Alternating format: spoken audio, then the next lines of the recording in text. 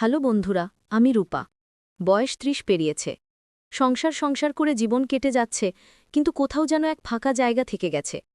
বিয়ের পরেই বাড়িতে আসার পরে প্রথম যাকে কোলে নিয়েছিলাম, সে আমার তানভীর, আমার ভাগ্নে।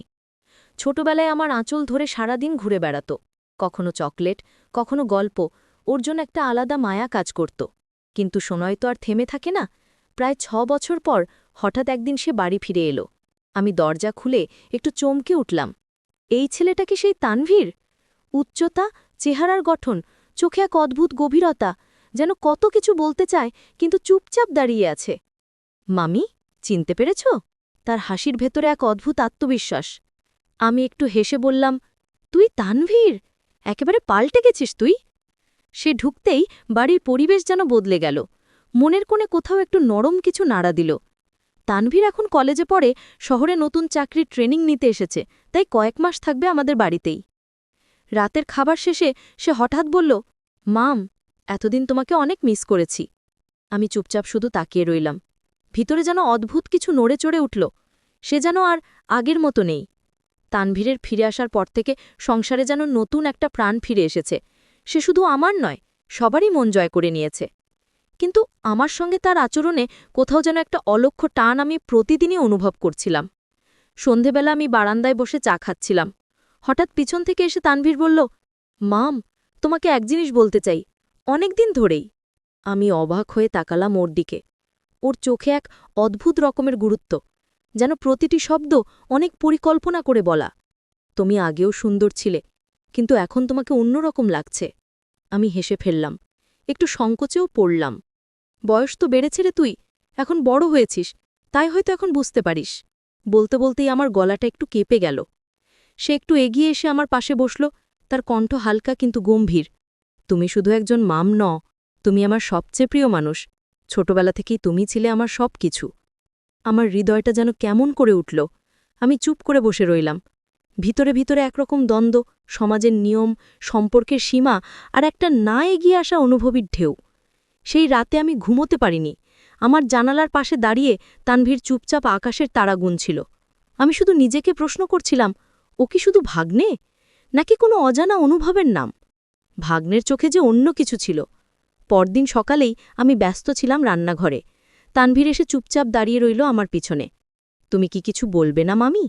তার স্বরটা নরম, কিন্তু তাতে একরকম আকুলতা ছিল। আমি ঘুরে তাকালাম। কি বলবো? তুমি যেটা বলেছ সেটা শুনে আমি তো এখনও ঠিক বুঝে উঠতে পারিনি। তানভীর হঠাৎ আমার হাতটা ধরল। হাতটা যেন আগুনে পুড়ল, না পুড়ল তেমন একটা অনুভব হলো। সে বলল, আমি জানি সমাজ কিভাবে দেখবে, কিন্তু আমি তোমাকে একজন মানুষ হিসেবেই ভালোবেসে ফেলেছি মাম। এটা কোনো খেয়াল না, এটা অনুভব। আমি চোখ নিচু করে বললাম, তুই আমার ভাগ্নে। তানভীর, এ সম্পর্কটা। সে হাতটা আরও শক্ত করে ধরল। একটা সম্পর্ক কাগজে কলমে হয়, কিন্তু অনুভবের কোনো নিয়ম নেই মাম। তুমি কি কোনোদিন আমাকে অন্যরকমভাবে অনুভব করনি? এই প্রশ্নটা শুনে আমার ভিতরটা কেঁপে উঠল। সত্যি কি কখনো করনি? ওর খেয়াল, ওর যত্ন, ওর চোখের গভীর চাহনি, সবকিছুই কি সত্যিই শুধুই ভাগ্নের দৃষ্টিভঙ্গি ছিল? আমি চুপ করে রইলাম।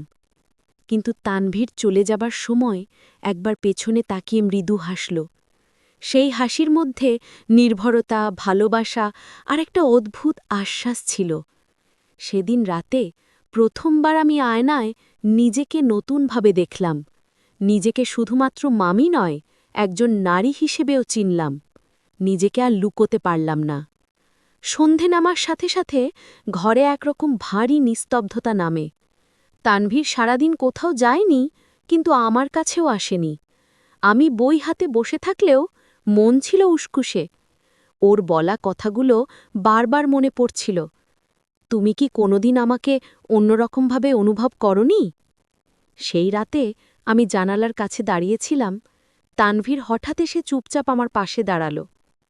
মামি, আজকে আকাশে অনেক তারা উঠেছে। প্রতিটা তারা যেন তোমার মতোই শান্ত ও সুন্দর। আমি হেসে বললাম, তুই এখন কবিও হয়ে গেছিস নাটি? ওর মুখে একটা কোমল হাসি, কিন্তু চোখে গভীর ভালোবাসা। একটা মুহূর্ত খুব স্বাভাবিক, তবু সেই মুহূর্তে আমার ভিতরে একটা দরজা খুলে গেল, যেন তানভীর ধীরে ধীরে আমার দিকে এগিয়ে এলো। তুমি চাইলেই সবকিছু বদলে যেতে পারে মাম। আমি শুধু একবার বলো, তুমি আমায় গ্রহণ করো। আমি চুপ করে তার চোখে তাকিয়ে রইলাম। হ্যাঁ, আমি অনুভব করছিলাম এই ভালোবাসা আমারও আছে, কিন্তু এটাকে প্রকাশ করার সাহস ছিল না এতদিন। আমি কিছু না বলে শুধু আস্তে করে ওর হাত ধরলাম। এই ছোট্ট স্পর্শেই বুঝিয়ে দিলাম আমার উত্তর কি। ওর চোখ ভরে গেল ভালোবাসায়। সেই রাতে কিছুই বলা হয়নি আর, তবে দুজনেই জানতাম সবকিছু বদলে গেছে। তানভীরের হাতটা এখন যেন আমার নিজের হাতেরই অংশ। তাকে দেখে আর আগের মতো ভাগ্নে মনে হয় না, একটা অন্যরকম টান তৈরি হয়েছে, যা ভাষায় বোঝানো যায় না। সেই রাতে আমরা অনেকক্ষণ পাশাপাশি বসে থাকলাম জানালার ধারে। আমি হালকা গলার বললাম, সবকিছুর পরেও ভয় হয় জানিস তানভীর? তানভীর আমার দিকে তাকিয়ে বলল, ভয় আমি সরিয়ে দেব যদি তুমি আমায় একবার পুরোপুরি বিশ্বাস করো। আমি আস্তে করে ওর কাঁধে মাথা রাখলাম। সেই মুহূর্তটা যেন এক নিঃশব্দ প্রতিশ্রুতি, শব্দ ছাড়া বলা, চোখের ভাষায় বোঝা। সেই রাতে তানভীর আমার পাশে বসে গল্প করতে করতে আচমকা বলল, তুমি জানো, তোমার গলার সেই নরম স্বরটা আমার মনে গেঁথে গেছে। আমি রাতে ঘুমানোর সময় কল্পনা করি তুমি কথা বলছ। আমার গাল গরম হয়ে উঠল, তবে ওর কথায় অশ্লীল কিছু ছিল না, ছিল গভীর শ্রদ্ধা আর একান্ত ভালোবাসা। তানভীর ধীরে আমার হাতের উপর তার হাত রাখল। কোনো তাড়াহুড়া নয়, কোনো দখলধার নয়, শুধু এক টুকরো কোমল অনুভব। আমার মনে হল এই ভালোবাসা কোনো পাপ নয়, এক নির্জন মুহূর্তে জন্ম নেওয়া গোপন কোমল সম্পর্ক। সেই রাতে তানভীর বলল, তুমি চাইলে আমি শুধু তোমার হয়েই থাকব চিরকাল। আমি কিছু বলিনি, তবে আমার নীরব সম্মতি আর চোখের জলেই ওর উত্তর হয়ে উঠল। এক অন্যরকম সম্পর্ক, নাম না থাকা ভালোবাসা। তানভীরের সঙ্গে আমার সেই গোপন অনুভবের দিনগুলো ধীরে ধীরে পিছনে পড়ে গেল। সময় যতই এগোতে থাকল, আমরা বুঝে গেলাম কিছু সম্পর্ককে নাম দেওয়া যায় না। তবে তা মিথ্যাও নয়। তানভীর শহরে চলে গেল তার পড়াশোনার জন্য। চলে যাওয়ার আগে শুধু একটাই কথা বলেছিল, তুমি যেখানেই থাকো আমি তোমার ভেতরে থাকব শব্দহীনভাবে।